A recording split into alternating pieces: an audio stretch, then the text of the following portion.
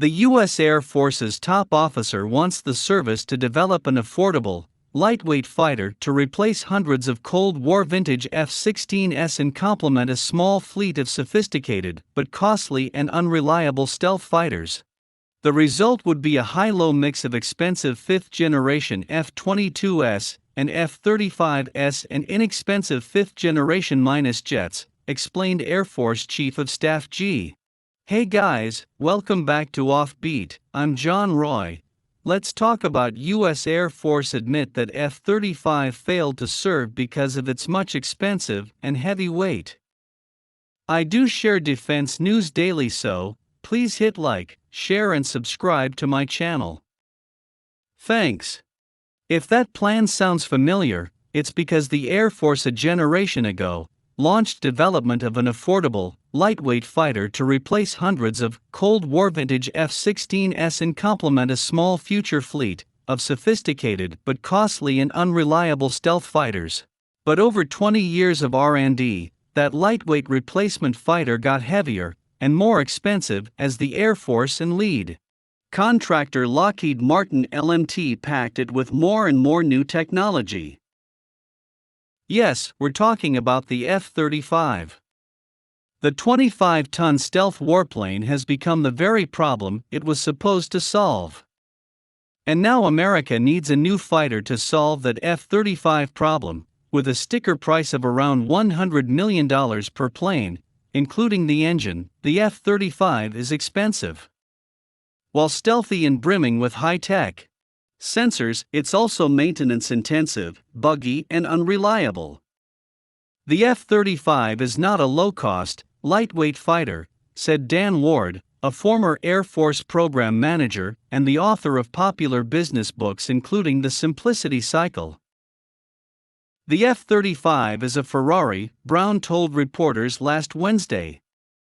You don't drive your Ferrari to work every day, you only drive it on Sundays.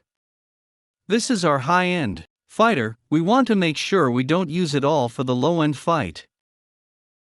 I want to moderate how much we're using those aircraft, Brown said.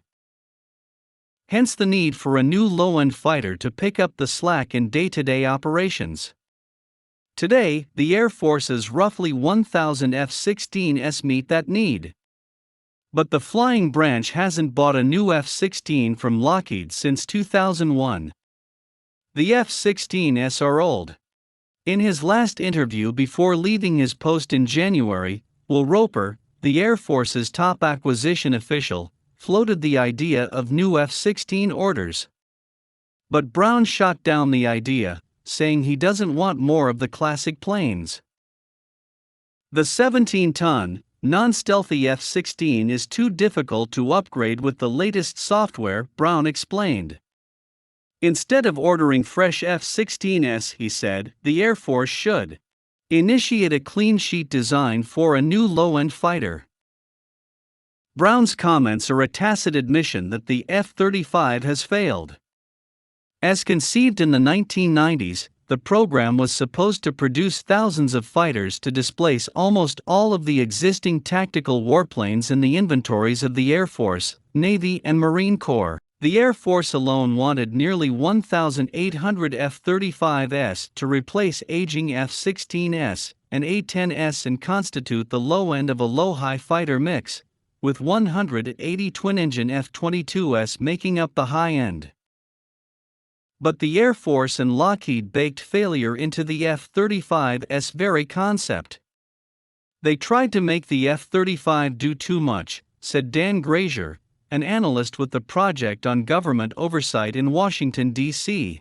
There's a small wing version for land-based operations, a big wing version for the Navy's catapult-equipped aircraft carriers and, for the small-deck assault ships the Marines ride in, a vertical landing model with a downward blasting lift engine.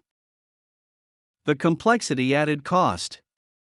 Rising costs imposed delays. Delays gave developers more time to add yet more complexity to the design. Those additions added more cost. Those costs resulted in more delays. So on and so forth. 15 years after the F-35's first flight, the Air Force has just 250 of the jets. Now the service is signaling possible cuts to the program. It's not for no reason that Brown has begun characterizing the F-35 as a boutique, high-end fighter in the class of the F-22. The Air Force ended F-22 production after completing just 195 copies. The F-35 is approaching a crossroads, Grazier said. Pentagon leaders have hinted that, as part of the U.S. military's shift in focus toward peer threats, that is, Russia and China, the Navy and Air Force might get bigger shares of the U.S. military's roughly $700 billion annual budget. All at the Army's expense. If we're going to pull the trigger on a new fighter, now's probably the time, Grazier said. The Air Force could end F-35 production after just a few hundred examples and redirect tens of billions of dollars to a new fighter program. But it's an open question whether the Air Force will ever succeed in developing a light, cheap fighter. The new low-end jet could suffer the same fate as the last low-end jet, the F-35, and steadily gain weight, complexity, and cost until it becomes, well, a high-end jet. If that happens, as it's happened before, then some future Air Force Chief of Staff might tell reporters in, say, the year 2041 that the new F-36 is a Ferrari, and you don't drive your Ferrari to work every day. To finally replace its 60-year-old F-16s, this future general might say, the Air Force should develop an affordable, lightweight fighter. Thank you so much for watching my analysis video. Please hit like, share and subscribe my channel if you need more videos like this. Thanks.